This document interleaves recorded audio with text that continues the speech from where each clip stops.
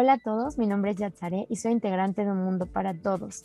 El día de hoy vamos a presentar el tema la educación inclusiva desde el punto de vista de los aprendizajes clave. Empezaré con mi descripción. Soy una mujer con piel blanca, cabello color café, peinado de lado y hacia atrás, lentes grandes cuadrados, blusa roja y mi fondo es la imagen distintiva de la página. Es un mundo y las letras V mayúscula, Y minúscula, S mayúscula, guión medio y T mayúscula. Maestro Víctor, le pido por favor que se presente y se describa. Gracias. Bueno, pues mi nombre es Víctor, soy colaborador de la página Un Mundo para Todos. Yo soy un hombre de piel o tez morena, con lentes cuadrados, color azul, peinado para atrás.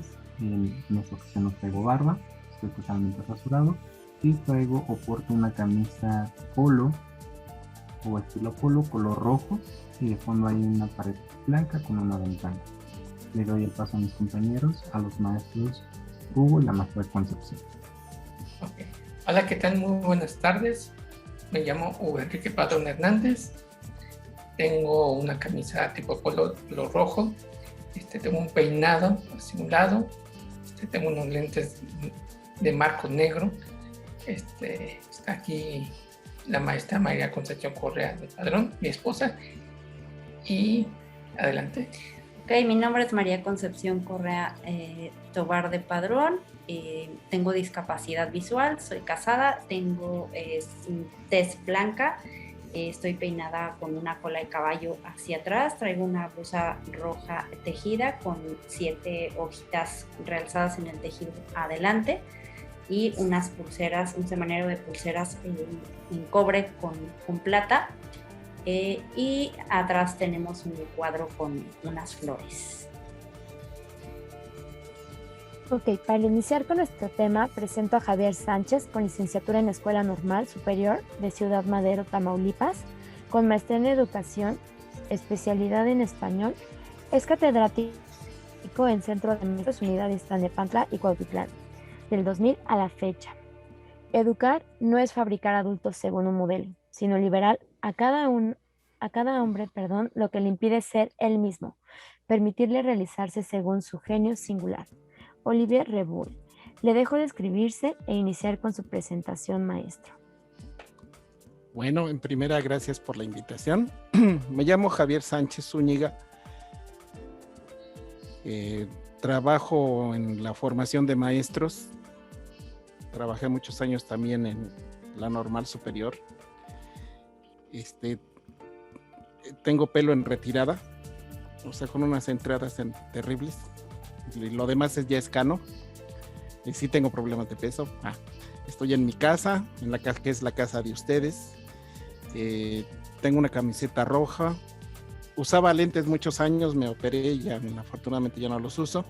Estoy en el estudio de la casa de ustedes y espero, bueno, en primera agradecer la invitación y espero que la ponencia les sea útil a ustedes.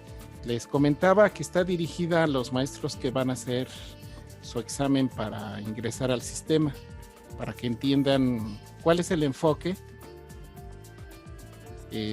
respecto a la inclusión que viene oficialmente. Bueno, comenzamos. Bueno, bienvenidos. Les voy a mostrar unas diapositivas y se las voy a ir describiendo. Yo quisiera que cada uno de ustedes fuera imaginando la situación, que en su mente recuerden las situaciones que les atañen en cada una de estas diapositivas. Bueno, en primera tenemos ahora un plan de estudios que está basado en aprendizajes clave. ¿Por qué? Porque va a ser algo más sencillo. Entre estos aprendizajes clave, esta gran innovación es que nos trae estrategias que nos obligan a trabajar ahora con equidad e inclusión en las aulas. Esta está dirigida a educación básica, quiero aclararlo, o sea, preescolar, primaria y secundaria. Bueno, ¿de qué habla estos aprendizajes claves? Nos habla de discapacidades, de actitudes sobresalientes, dificultades severas de aprendizaje, dificultades severas de conducta y dificultades severas de comunicación. A mí me llama mucho la atención que también tomen como inclusión a los que tienen actitudes sobresalientes. Porque uno nos dice, bueno, ¿y ellos por qué? ¿Por qué están entre los que son excluidos? Si nos damos cuenta, pues sí. Desgraciadamente vemos que el alumno sobresaliente es el más excluido y es el que incluye más al maestro. Tenemos diferentes tipos de discapacidades, las vamos avanzando. Está la discapacidad motriz, obviamente, la discapacidad visual, la discapacidad intelectual, la discapacidad auditiva, que obviamente es la pérdida o disminución de este momento tan importante de la comunicación. Depende del tipo de discapacidad que se tenga, todos nuestros alumnos van a la escuela para incluirse con los demás. Hay países que ya lo tienen decretado en su constitución, que la educación debe ser inclusiva. Nuestro país todavía está levantando el vuelo para que la educación sea inclusiva. ¿Cuál es el objetivo? Bueno, que los estudiantes tengan herramientas que les permitan triunfar.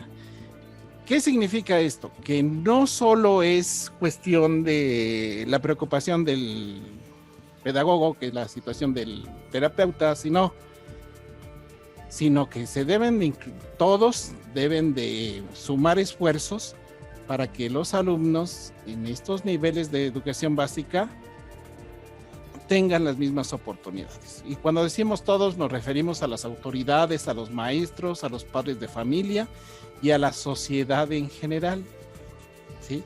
Esto es un paso muy importante porque no hay antecedentes en nuestro país de una educación que sea inclusiva. Siempre nos vamos al lado de la educación especial. O sea, que los débiles visuales tengan su escuela, que los de discapacidad auditiva tengan su escuela, etcétera, etcétera. Bueno, ahora se integran a la escuela regular, lo que se llama escuela regular, la escuela de todos los días. Ahora sí que en un salón de clases vamos a tener la gran diversidad que compone la inclusión educativa. ¿De dónde surge esto? Este gesto surge como primer paso en la Declaración Universal de los Derechos Humanos, donde todos somos iguales ante la ley sin distinción y en contra de toda discriminación. Esta declaración es el artículo 7 de la Declaración Universal de los Derechos Humanos. ¿Qué significa que todos somos iguales? Así de sencillo, sí. No importa mi discapacidad, no importa mis problemas, no importa mi situación social, económica, mi religión, mi preferencia política, mi preferencia sexual. Todos somos iguales. Nos viene la Convención sobre los Derechos de los Niños, ¿sí? ¿Por qué partimos de los niños? Porque es la gente más vulnerable. Si hay una guerra, si hay una epidemia, si hay una pandemia, siempre son los más desprotegidos. Y entonces, bueno, se decretan estos derechos del niño para que en algún momento de su vida no estén desprotegidos por el Estado. Y se le pide a los estados participantes en las Naciones Unidas pues que proteja primeramente a los niños. Disfrutar de una vida plena, decente, en condiciones que aseguren su dignidad y les permitan llegar a la autonomía, y con esto facilitar la participación activa de su comunidad. Fíjense que esto es bien importante porque el alumno que tiene una discapacidad, su mamá piensa que nunca va a ser autónomo. y lo va a proteger y lo va a cuidar. Sí, qué bueno que lo cuide y lo proteja, pero nunca va a llegar a esa autonomía. Y la escuela planea darle esas oportunidades para que él tenga la autonomía. Y no solo a los que son discapacitados, ¿sí? El que tiene una educación completa, integral, relacionada con su trabajo, con su futuro, con su familia, y que pueda resolver problemas en estos diferentes ámbitos, va a alcanzar la autonomía. Y esto es muy importante para cualquier nivel educativo, ¿sí? Tenemos gente que siempre va a depender de nosotros, sí, siempre va a depender de nosotros, pero en algún momento se va a quedar solo. Ajá. Y entonces, ¿qué herramientas se les dan? Pues se les da a través de la educación. Bueno, tenemos los derechos de los niños, que tal vez esté de más repetirlos, pero sí es necesario para mucha gente en las escuelas y en la sociedad saber que tienen derecho a la igualdad, a la protección, a una identidad, a la calidad de vida, al derecho a la integración, derecho al amor, a la educación, el juego, derecho al auxilio, el derecho al amparo, el derecho a la solidaridad. ¿Por qué? Porque a veces nos damos cuenta que hay familias disfuncionales y no ven a todos sus hijos con igualdad, o no protegen a todos igual, o no los alimentan igual, no les dan calidad de vida igual. Algunos ni papeles de acta de nacimiento tienen. Y esto es muy triste. Sí, nos llegan alumnos que sin acta de nacimiento, o no recuerdan su mamá, en este caso, o en la mayoría de los casos, haber tenido un documento parecido. Bueno, y como lo mencioné más atrás, los problemas de las pandemias, los desastres naturales, son los primeros que deben de estar al cuidado. Bueno, también tenemos la Convención de los Derechos de Personas con Discapacidad. Existe una convención que se llamó así, los derechos con las personas con discapacidad. ¿Por qué? Porque ellos tienen derecho a la información, a la educación, a ser educados en la planificación apropiada para su edad y a sí mismos. Entonces tienen derechos individuales, sí, también.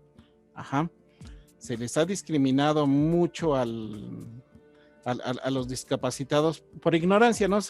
Por no conocer estas leyes, y creo que es un paso muy importante para todos los estados, para todos los países, que entiendan que la discapacidad, el alumno que tenga cualquier discapacidad tiene derecho a ser informado, a ingresar a una escuela, a reproducirse, ¿sí? A reproducirse y a tener información sobre planificación familiar, para que sus derechos y sus libertades sean respetados, y que él sepa que tiene esos derechos, ¿sí? Hay otra, que la Agenda 2030, o sea, es un plan, la Agenda Mundial 2030 para el Desarrollo Sustentable. Fíjense, garantiza una educación inclusiva, equitativa y de calidad, para brindar oportunidades de aprendizaje, no solo para los alumnos que sabemos que van a contestar bien, no, sino para todos y para todas, ¿sí?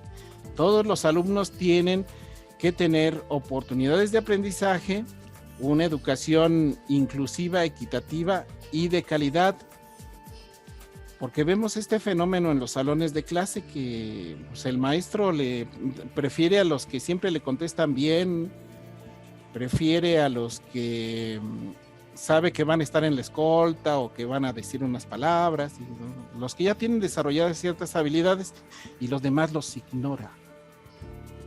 Y esto es muy triste. Bueno, es muy triste. Si es muy triste en un alumno regular, imagínense en un alumno que pertenezca a este grupo vulnerable.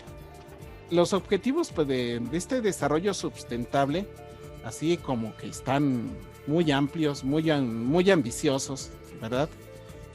Y son 17. El primero, el fin de la pobreza. Imagínense, fin de la pobreza. Yo creo que las 4 familias de México que manejan la economía no les va a gustar eso. Hambre cero.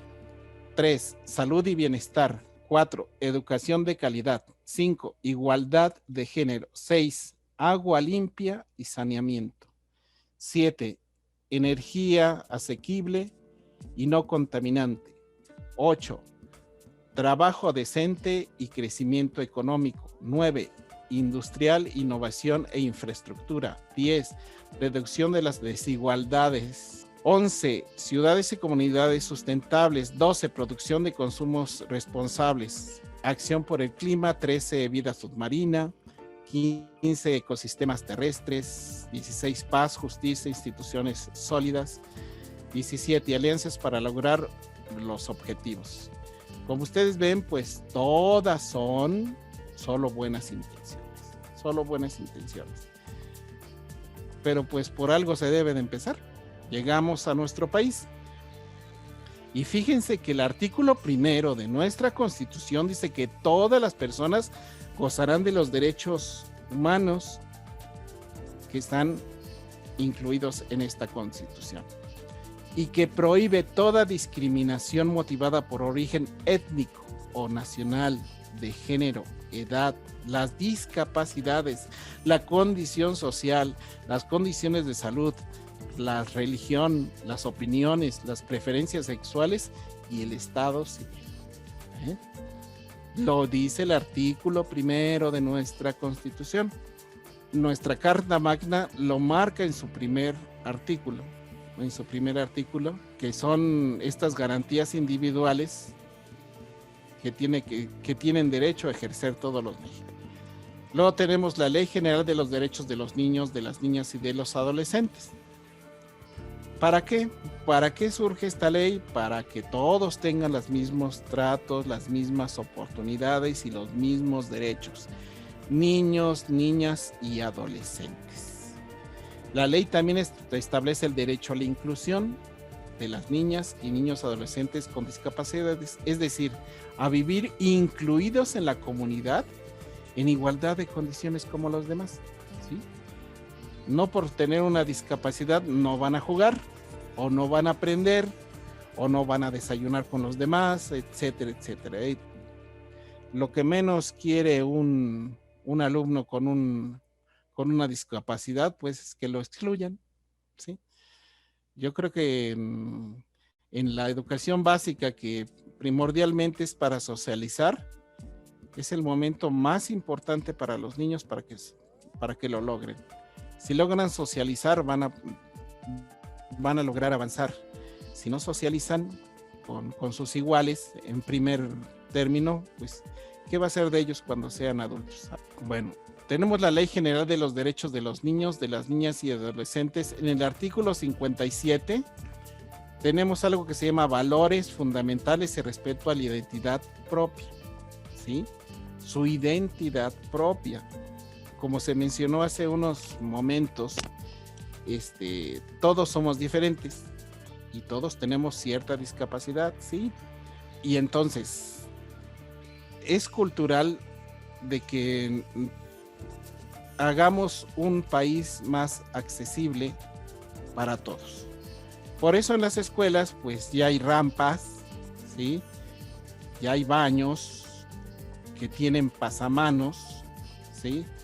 Hay tazas, hay sanitarios que se están adaptando porque todos hemos tenido la oportunidad de usarlos cuando nos lastimamos, cuando tenemos un accidente, cuando nacemos ya con cierto problema, pero las escuelas tienen que tener, según esta Ley General de los Derechos de los Niños y de las Niñas, sus rampas y sus instalaciones escolares y sanitarias y sus accesos accesibles. El 80% de las personas con discapacidad vive en países en desarrollo. Ya sabemos que nunca se van a desarrollar porque los ricos nunca van a dejar el dinero. Este es otro gran problema. Los niños, las mujeres y las niñas con discapacidades experimentan múltiples desventajas. Eso es bien triste, muy, muy, muy triste. Aquí aparte de tener discapacidad, aparte las maltraten, las violen, las maten por solo por ser niñas. Bueno, el 90% de los niños con discapacidad no asiste a la escuela.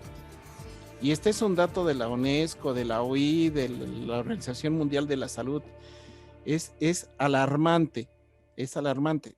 ¿Por qué la inclusión? Porque los tienen que mandar a la escuela. ¿En qué momento van a socializar? Existen instituciones que les ayudan, que les han ayudado ya con tiempo atrás a sobresalir. 386 millones de personas en edad de trabajar son discapacitados. De estos, el desempleo alcanza el 80%. Por eso los vemos, desgraciadamente, pidiendo limosnas.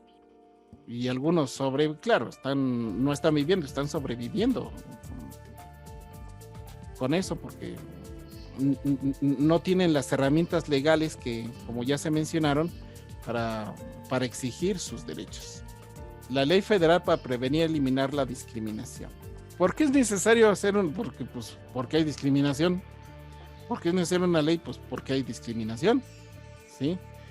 Entonces, esta ley federal para prevenir y eliminar la discriminación, aunque ustedes no lo crean, llega a las escuelas, y aunque ustedes no los crean, nadie los lee, y aunque ustedes no lo crean, las pasan por alto, les pasa por alto. Bueno, podrán incluir a aquellos que favorezcan el acceso, permanencia y promoción, o sea, que se puedan inscribir, que puedan permanecer en la escuela y que puedan seguir estudiando para evitar cualquier tipo de discriminación. Nos vamos a otra declaración de la UNESCO sobre la educación inclusiva. O sea, sí existen bases legales para que las personas que se sientan excluidas puedan exigir pertenecer a la sociedad, pertenecer al sistema productivo, pertenecer al sistema educativo, hacer su familia. En México somos muy apegados a tener a todos en la casa, claro, a la abuelita, al abuelito, al nieto, al sobrino, etcétera, etcétera, al cuñado y al pariente, pero tenemos que preocuparnos de que la educación inclusiva permite el acceso a la permanencia y la participación de todos los estudiantes. Ajá. Y viene algo muy importante, especialmente los que están en riesgo. A las escuelas llegan encuestas con preguntas para saber qué alumnos están en riesgo. Riesgos de salud, riesgos sociales, todo tipo de riesgos, ¿no? Sí, porque hasta donde viven son lugares de riesgo. Pues no sé si con estadísticas lo pueden solucionar, pero ahí están, ¿no? En las escuelas sí aparecen. ¿Y qué hacen? Pues nada más las mandan, llenan la encuesta y ya entregaste, ya está entregado el informe, con eso es suficiente. Bueno, entonces tenemos esta declaración, que esta es directamente sobre la inclusión y que nos dice que todos deben de permanecer, participar y ser promovidos, y en especial también los que están en riesgo. Acciones orientadas. Tenemos barreras en las escuelas que evitan la participación, ¿sí? Y estos obstáculos, pues, son muchos. Yo creo que aquí hay muy pocos, pero aquí se mencionan las personas, las políticas, las instituciones, las culturales y las prácticas. Todos recordamos a ese maestro que no nos dejaba platicar, no nos dejaba preguntar, y que siempre iba de traje, ¿no? O el que siempre iba de mezclilla, y entonces esas barreras sociales, o académicas también no nos permitieron en muchos de los casos hasta ni preguntar, porque a veces la personalidad del maestro no era accesible para que dijera, bueno, ahora te voy a preguntar, ¿no? Ni nos atrevíamos, ¿verdad? Porque la personalidad del maestro no lo permitía. Bueno, una sociedad debe de reconocer y aceptar la diversidad como fundamento de la convivencia social. Esto, pues, hay que llevarlo a la práctica en todos los ámbitos. Sí, en todos los ámbitos, porque ustedes saben que hay compañías que les dan la oportunidad de trabajar a las personas con cierta discapacidad. Desgraciadamente, con esto de la pandemia, la mayoría de ellos perdió esta oportunidad. La educación inclusiva Es un tipo de educación que deben recibir las personas para pertenecer a un grupo. Existen diferentes tipos para ser vulnerable, porque tiene discapacidad, porque tiene actitudes sobresalientes y porque pertenecen a la población indígena. Bueno, yo creo que de esta diapositiva podríamos hacer un libro, ¿no? Con todas las discapacidades y los tipos de vulnerabilidad, porque lo vemos diario, ¿sí? Vemos diario personas sordas, personas débiles visuales o ciegos, y con actitudes sobresalientes y población indígena que están relegados tanto de las leyes como de los programas educativos. Esta diversidad, cuando hablamos de esta diversidad, hablamos de la discapacidad, de las actitudes y la población indígena, debe ser valorada porque toda persona que tiene discapacidad nos puede enseñar. Toda persona con actitudes sobresalientes nos puede enseñar, y la población indígena tiene un bagaje cultural de siglos. Reconoce que todos los niños, niñas y adolescentes tienen los mismos derechos sin discriminación alguna. ¿Qué debemos de hacer? Generar igualdad de oportunidades, no solo en el salón de clases, no, sino en mi casa, en la calle, en los centros de trabajo, en todos lados. Porque desgraciadamente existen barreras. Vamos a hablar de las arquitectónicas. Bueno, la educación inclusiva busca para todos la eliminación de las barreras arquitectónicas. O sea, que no tenga rampas, que no tengan los baños pasamanos y situaciones ahí. Barreras sociales, ¿sí? Vemos los uniformes de los alumnos y nos damos cuenta de que, bueno, no tienen para comprarles, no tienen para ofrecerles mejores útiles, mejores vestimenta, mejor alimentación. Y eso sí son barreras sociales que las vivimos los maestros y nos da una pena, pero es a futuro terminar con esto. Y las barreras normativas que muchas veces por obedecer o no obedecer las leyes, pues nos encontramos con ellos. Vamos a ver la diferencia entre educación inclusiva, ¿sí? Y la educación especial, porque es necesario. Bueno, en la educación inclusiva se debe educar de acuerdo con las necesidades, fíjense, necesidades que tiene, los intereses.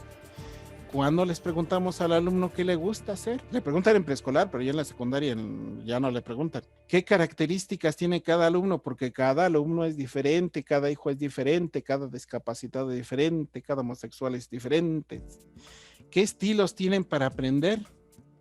El maestro solo enseña de una forma, no está buscando diferentes estrategias para solucionar problemas, para que los ayude a solucionar algún problema. También los ritmos de aprendizaje, esto es bien importante, ¿sí? Cree que el maestro que ya acabó la unidad 1, pero no todos aprenden al mismo ritmo. Sabemos que hay gente que a la primera, ¿no? Con la primera explicación ya lo tiene, ya lo logró, ya lo asimiló, ya lo puede criticar, ya lo puede elaborar, ya lo puede hacer. Pero también respetar estos ritmos de aprendizaje, porque no todos aprenden igual, ni los mismos estilos, ni tienen los mismos intereses, ni tienen las mismas necesidades. Eso es la educación inclusiva. Y la educación especial, bueno, específicamente, ¿cuál es la discapacidad que tiene para darle una escuela, para darle una terapia ocupacional, para darle las herramientas que necesita para leer, para aprender, para escuchar y todo lo demás? En educación especial hay profesionales que se dedican a esto y ahora tienen que estar en el salón. La educación inclusiva está directamente relacionada con la educación de calidad con equidad. Esto no lo menciono yo, lo mencionan la Secretaría de Educación Pública, lo menciona los aprendizajes clave, el plan y programa. En todas las materias nos lo menciona. La educación de calidad con equidad. Respetar las condiciones, respetar las características, las necesidades, las capacidades, los ritmos de aprendizaje, los estilos de aprendizaje. Esto es lo que debe de explorar un docente en su examen de diagnóstico. Entonces, a ver, cuál es el estilo de aprendizaje del alumno, cuál es su ritmo, su capacidad, sus necesidades, sus condiciones.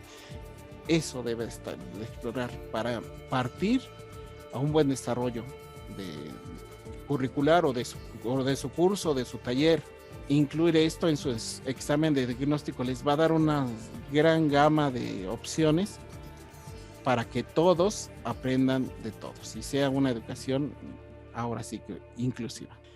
Cuando hablamos de equidad educativa, hablamos de que todas las personas tengan las mismas oportunidades, los mismos derechos, para que todos alcancen condiciones de igualdad. Esto viene también de la Regional de Santiago, que fue pues otra junta de la UNESCO para definir lo que es la equidad. Para alcanzar la equidad se debe de seguir trabajando en los 3 niveles. Primero, el acceso. O sea, que todos tengan la igualdad de oportunidades para ingresar en nuestras escuelas. Equidad de los recursos y calidad de los procesos. Las escuelas deben contar con recursos y materiales. Y además de un personal capacitado. Fíjense, capacitado en la equidad. Y nosotros sabemos que las normales están, si poco o muy desorientadas sobre lo que deben de ser para alcanzar la equidad. Porque no se ha entendido todavía este enfoque para la educación en general. Bueno, y la equidad de los resultados de aprendizaje nos dice que es necesario desarrollar sus capacidades y talentos propios, no los que le gustan al maestro, no. Si ya vimos que en el examen de diagnóstico él tiene ciertos talentos y ciertas capacidades, pues desarrollarlos. Todos sabemos que los ciegos tienen un perfecto oído, muy desarrollado su oído. Bueno, los ambientes de aprendizaje, fíjense que cuando hablamos de ambientes de aprendizaje, en la actualidad pues solo pensamos en estar aquí sentados frente a la máquina platicando, pero no, los ambientes de aprendizaje son esas experiencias a las cuales tenemos que llevar a nuestros alumnos y deben de ser diversos, llevarlos a sitios, escenarios, contextos, reconocer ciertas culturas. Yo creo que cuando viajamos aprendemos más que muchos años en la escuela, porque pues, aprendemos de geografía, aprendemos de matemáticas, aprendemos de historia principalmente, y es un gran recorrido. A mí me da tristeza que cuando se hablen de ambientes de aprendizaje, hay una materia en la normal que se llama ambientes de aprendizaje y se va todo se va al internet. Y la experiencia física, porque una experiencia, pues las experiencias van los sentidos, va la vista, va el olfato, va el tacto, va nuestros sentimientos, y no, los ambientes de aprendizaje nos los sintetizan al área virtual. Los ambientes de aprendizaje se definen como un lugar o espacio. Queda mucho que decir si estamos trabajando por internet. En un ambiente de aprendizaje el sujeto actúa, usa sus capacidades, crea, participa activamente, usa las herramientas, destruye, construye, y todo eso es una experiencia de aprendizaje. Duarte señala que un ambiente de aprendizaje no se limita a las condiciones materiales necesarias para la interpretación del currículo ni otras relaciones profesionales, maestros y alumnos, sino también incluye los procesos y las relaciones con el entorno. Aquí les dejo la cita. Les digo, está en Aprendizajes Clave. Esto no lo inventé yo ni se me ocurrió. En esta definición es importante destacar 3 componentes: las condiciones físicas, sí, sociales y afectivas. Podemos hacer una clase maravillosa y mucho material didáctico, y lo afectivo, el constructivismo dice que tenemos que trabajar con la parte afectiva, ¿sí? ¿Para qué? Para que tengamos aprendizaje. Las condiciones físicas, obviamente un espacio físico donde se sientan cómodos y seguros. Que los materiales no sean tan sencillos para resolver. Que tenga su cierta dificultad para que sea un reto y entonces ese reto se pueda superar. Que los espacios y materiales deben de estar al servicio del aprendizaje de los alumnos para estimularlos, no para que nada más los cuiden o nada más para que los acomoden, no, los deben de ser atractivos, y esto lo dice el constructivismo. Estos materiales y recursos del contexto forman la cultura. tenemos una escuela rural, tenemos animales, tenemos árboles, tenemos alimentos, tenemos medicinas, plantas medicinales, tenemos un contexto enorme, no solo lo que dice el libro de texto, no. El contexto y los materiales y los recursos del contexto nos van a hacer pensar y reflexionar sobre la cultura, sobre esa cultura que se está desarrollando en ese espacio, en ese contexto. Bueno, las condiciones sociales y afectivas. El alumno debe de sentirse en un ambiente de aprendizaje, en una comunidad de aprendizaje, y algo muy importante, entender que el error es parte natural del aprendizaje, ¿sí? Porque si el maestro o sus mismos alumnos o sus mismos compañeros se burlan de los errores, pues va a dejar de participar, va a dejar de hacer las cosas, porque se sienten ridiculizados y se sienten inhibidos. La enseñanza de aprendizaje en ambientes de aprendizaje, tener un profundo conocimiento, que lo hagamos con calidad y con un clima de trabajo adecuado. El artículo 41 de la Ley General de Educación define educación especial, tiene como propósito identifico, prevengo y elimino las barreras que limitan el aprendizaje, ¿sí? Entonces, todos los maestros de México saben lo que es la disgrafía, la dislexia, la disortografía, el autismo, la discalculia, el Asperger, y etcétera, etcétera, etcétera. Esto no es cierto, no es cierto, ¿sí? Y este diagnóstico lo tiene que hacer un profesional. Bueno, pero yo les menciono, este es el artículo 41 de la Ley General de Educación, que debe estar en la biblioteca de ustedes y de todas las escuelas públicas. ¿Quiénes son los alumnos con discapacidad? Los que por una razón congénita o adquirida tienen una o más deficiencias físicas, mentales, intelectuales o sensoriales. ¿Sí? Algún problemita por ahí. Todos ellos, pues, nos los van a mandar a las aulas, nos los van a mandar a los salones de preescolar, primaria y secundaria, como todos los demás, y así los debemos de recibir. Darles esa oportunidad de que aprendan, darles esa oportunidad de que socialicen. Yo sé que esta es una gran labor del maestro y que el maestro todavía no está capacitado para esto, pero la mayoría de los compañeros que han tenido, bueno, que yo he tenido la oportunidad de conocer, que han tenido personas con discapacidad,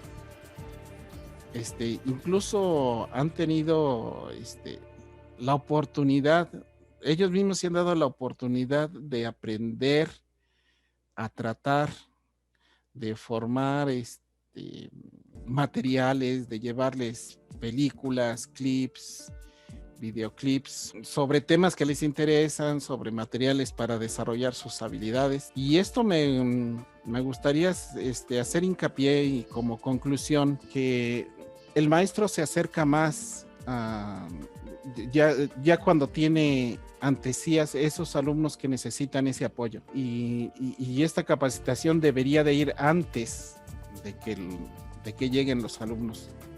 Por eso ya existe la maestría en inclusión educativa, la licenciatura en educación inclusiva, porque este es un sueño que se tiene que alcanzar en este país donde hay tanta discriminación, donde hay tanta injusticia.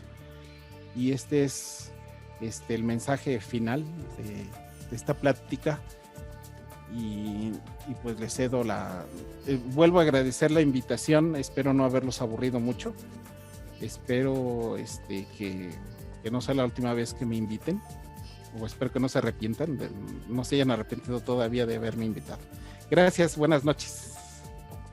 Les cedo la palabra en este caso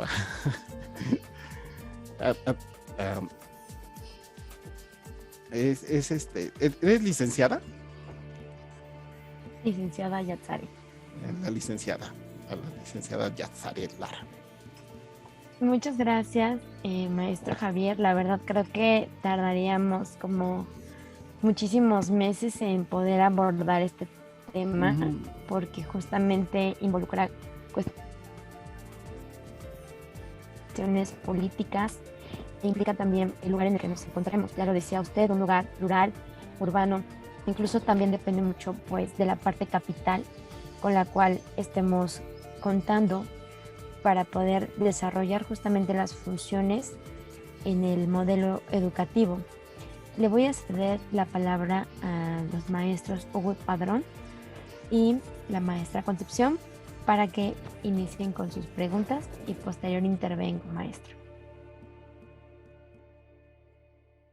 Antes de que, bueno, pues ellos intervengan, Sí. y bueno, quisiera yo hacerle una pregunta en lo que ellos nos acompañan. ¿Cómo considera usted que es la forma correcta para poder abordar una escuela? Por ejemplo, me imagino que usted puede ayudar, no sé, por ejemplo, me imagino que son los directores de las instituciones, los encargados, como de hacer una escuela accesible y funcional, porque ya lo decía usted, no basta con que tenga una rampa, no basta con que tenga los aditamentos que están solicitándose, también necesitamos corroborar que realmente están siendo funcionales para quienes van a ocupar esas áreas y obviamente esas partes. ¿Quiénes son los encargados como de dialogar? ¿Quién lo tiene que ver? ¿Se debe de hacer antes de construirse? ¿Se adapta después? ¿O cómo funcionan este país a las escuelas? Sí hay políticas de accesibilidad a las escuelas, y sí las hay, y hay manuales. La inclinación de las rampas, el uso de los pasamanos, el agua potable, etcétera, etcétera. Hay manuales, sí los hay en las escuelas, ¿Cuál es la falla? Que hasta que no ocurre algo, hasta que no ocurre un accidente, hasta que no ocurre un problema, entonces cuando los padres de familia se organizan y dicen, no, así hace falta una rampa. Sí. O hay 4 vidrios rotos, tenemos que cooperarnos para poner esos 4 vidrios rotos. Mi consejo sí sería que sí tomaran en cuenta esos manuales, porque llegan a las escuelas y como se los mencioné, únicamente llega la encuesta y se dice, ¿cuántos alumnos tienen de discapacidad visual? ¿Cuántos alumnos? Etcétera, etcétera. Y nada más palomean, ponen sus palomitas, hacen su estadística y el supervisor lo informa y se acabó. Ahí quedó todo. Lo más importante es que en la práctica, que las escuelas sí tengan sus rampas, por ejemplo, las rampas, ¿no? Que es lo fundamental, porque todos las usamos. Sí, todos las usamos. A veces, a mí se me hace más sencillo subir una rampa que subir escaleras, ¿verdad? Y existen los manuales, existen las estadísticas, existe la preocupación, existen los informes, pero en la práctica no se llevan a cabo. Tengo un amigo que es director de una normal, que nos dice que él sí le llamaba la rampa de la muerte a una rampa que ve en la normal, porque ni él se atrevía a subir esa rampa con su silla de ruedas, ni él mismo se atrevía a subirla con su bastón. ¿Por qué? Porque estaba totalmente mal hecha, mal diseñada. Que quieren rampa y ponen cualquier cosa. No, tiene que tener una inclinación, tiene que tener una política. Sí existen manuales internacionales sobre qué debe ser una rampa, qué debe ser un pasamanos, qué debe ser un bebedero, etcétera, etcétera. Sí existe. La exigencia es que sí, los padres de familia, lo vean sí como un problema a resolver. Sí, como un problema a resolver, y que sea parte del presupuesto el que se equipe las escuelas con lo que necesite, ¿no? Con lo que necesite. Y también me preguntabas cómo podemos ayudar a las escuelas con materiales. Sí, con materiales, porque no hay materiales para educación especial. Los hay en preescolar, pero ya en la primaria son mínimos y en la secundaria son totalmente fuera como que el maestro ya en la secundaria ya no quiere hacer materiales, ¿no?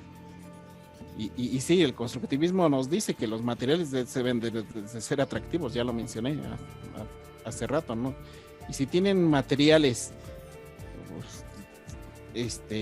braille, por ejemplo, ¿sí? Yo no dudo que los tengan, pero no los usan, ¿sí? Entonces, pues que tengan materiales. Si queremos ayudar, yo creo que cualquiera de nosotros puede donar, puede entregar los juguetes de nuestros hijos, no sé, en una computadora, todas esas cosas que a veces las tenemos arrumbadas, y sí podemos ayudar a las escuelas, porque en las escuelas se carece de todo, la verdad se carece de todo. Una computadora es obsoleta a los 3 meses, ¿sí? Ya salió otra versión, lo vemos en nuestros teléfonos, se nos acaba y ya son totalmente obsoletos. Espero que por allá haya sido tu pregunta. Y la verdad es que es muy curioso porque, por ejemplo, justamente mencionamos esta parte donde nos indica, por ejemplo, que existen manuales. Yo la verdad atrevería incluso hacerle una encuesta a los que lo pueden solicitar, porque a lo mejor, no sé, quienes tengan hijos que no tienen una discapacidad, probablemente pues ni les va a interesar, ¿no? Entonces la idea es interesarnos incluso aunque no sea nuestra historia, aunque no sea nuestro caso, y no esperar hasta que llegue para poder hacer una adaptación en este caso, ¿no? Entonces, ¿sí? Creo que es importante, por ejemplo, no sé, si yo estoy pensando en a lo mejor tener un hijo, y entonces empiezo como a investigar en las cuáles están preparadas, cómo puedo ayudar a que se preparen. ¿Por qué? Porque de alguna forma no sabemos cuáles son las condiciones, y dicen por ahí, en cualquier momento puede suceder algún accidente, y en cualquier momento pueden existir como justamente estos problemas, y no nos vamos a esperar hasta que eso llegue para una adaptación. Entonces yo no sabía, por ejemplo, que las escuelas tenían o debían de tener un manual. Entonces, por ejemplo, si yo soy padre de familia, o incluso sin serlo, ¿puedo llegar a una escuela a pedir ese manual, o cómo funciona esa obtención? Todo está en algunos están en CONAPRED y otros sí están en la página de la SEP, Seguridad Escolar. Al final de la presentación vienen los formatos que llegan a las escuelas para que te des una gran visión de qué es lo que se entrega en las escuelas, y las entregan y las autoridades dicen, pues no hay problema, o el problema ya está solucionado, y no es cierto, se inventan las situaciones, y pues todos sabemos que es preferible prevenir para que cuando llegue una persona en silla de ruedas, porque todos podemos llegar en silla de ruedas, todos podemos quedar ciegos, todos podemos padecer una enfermedad terminal, todos, no somos inmortales, todos tenemos tanto la oportunidad de ser sanos como la oportunidad de enfermarnos. Y pues tener todo, como lo dije en algún momento, todos tenemos una discapacidad, todos la tenemos, y es bien triste. Sí existen los manuales de seguridad escolar. ¿Qué ocurre cuando hay una balacera? Cuando hay una amenaza de bomba. Todo esto llega a las escuelas, y sí, desgraciadamente, pues no le ven la importancia social que puede tener, y física y emocional que puede tener pues estos eventos. Y sí, es muy triste saber de que existe. Sí, claro. Está en el papel, está en las estadísticas, pero no está en la realidad. Sí, se revisa la presentación, al final vienen los formatos que llenan las escuelas. Bueno, de algo han de servir, ¿no?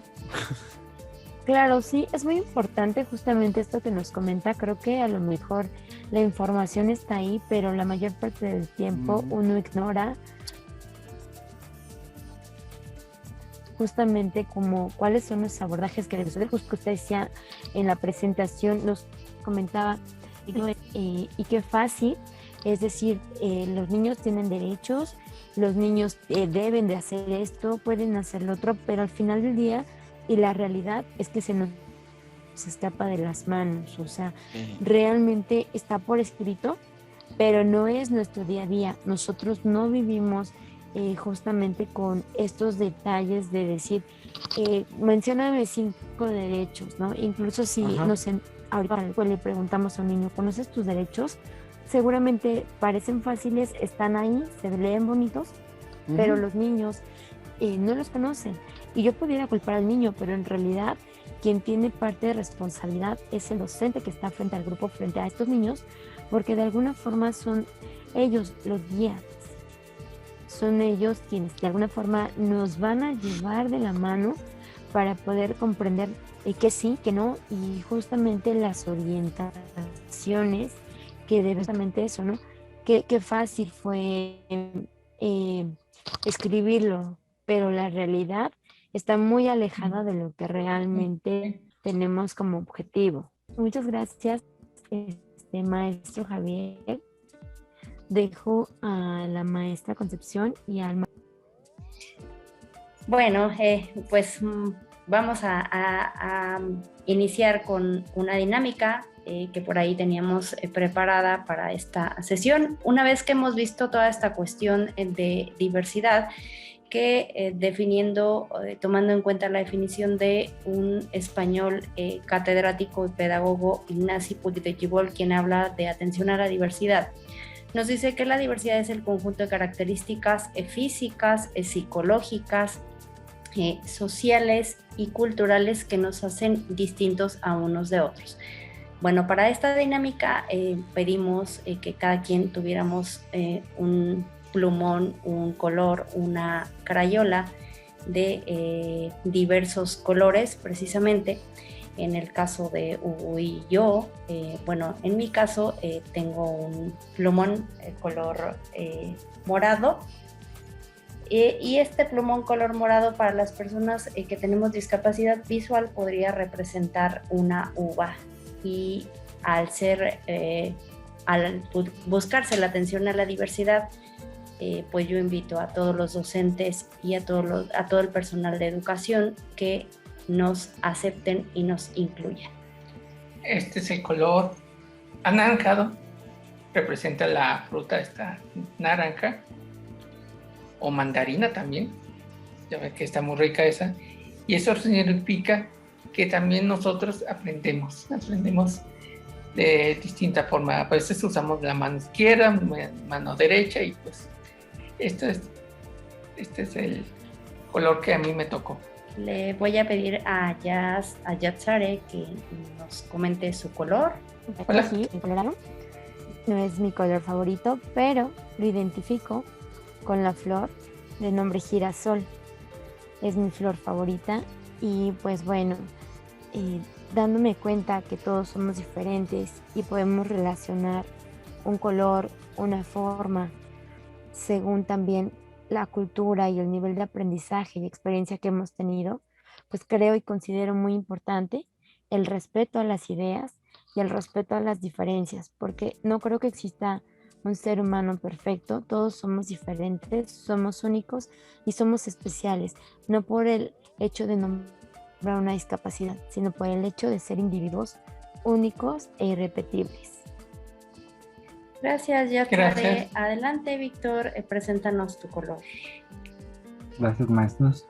Bueno, yo escogí el color azul. El color azul para mí es agua, y trata también sobre la situación de fluir. Hay que fluir junto con el conocimiento, hay que fluir con el aprendizaje, y justamente podernos adaptar a nuevas formas de estrategias, nuevas formas de justamente de la enseñanza y también del conocimiento. Gracias, Víctor. Finalizamos con nuestro ponente. Muy hermosa su plática, el maestro Javier, para que nos platique su color. Bueno, el color que yo escogí es el café. El café yo lo relaciono con los árboles. Y si ustedes se dan cuenta, el árbol nos brinda textura, nos brinda olor, nos brinda cobijo, nos da muebles, nos hace una cuna, nos hace una caja mortuoria. Yo creo que el árbol nos acompaña toda nuestra vida, y nuestras habilidades, nuestras dificultades también. O sea, no vivimos en un mundo perfecto, vivimos en un mundo en el que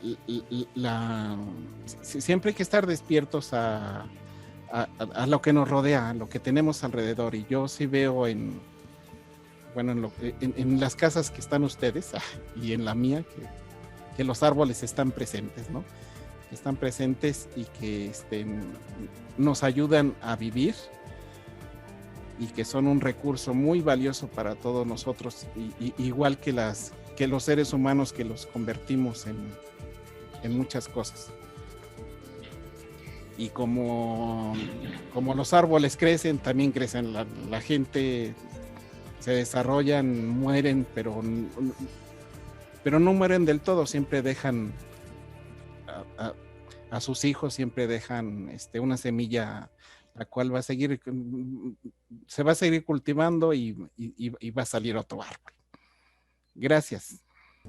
Gracias a usted, maestro, y bueno, como usted aseveró anteriormente y en obvio de repetición, pues para no seguir con esta situación, la inclusión tiene que ver con este proceso en donde vamos a participar todos, alumnos con alguna barrera de aprendizaje que nos genera una necesidad educativa especial, maestros regulares, maestros de educación especial, equipo para docente, padres de familia, y así como escogimos varios colores que conforman pues toda la gama de colores que hay en el universo, en el mundo, así también es la inclusión educativa, una serie de aspectos que van de la mano para conformar cada una de las características que incluyen a toda la totalidad de diversidad de alumnos que existe.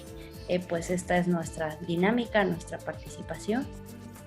Muchas gracias, y pues realmente yo creo que una de las cosas importantes que podemos aquí mencionar es que no porque Conchita tenga un color, yo tenga un color, Yaxare, Víctor o usted, no significa que seamos, bueno, nuestra meta aquí es aprender y vamos a aprender de distintas formas y eso hace diversa el aprendizaje.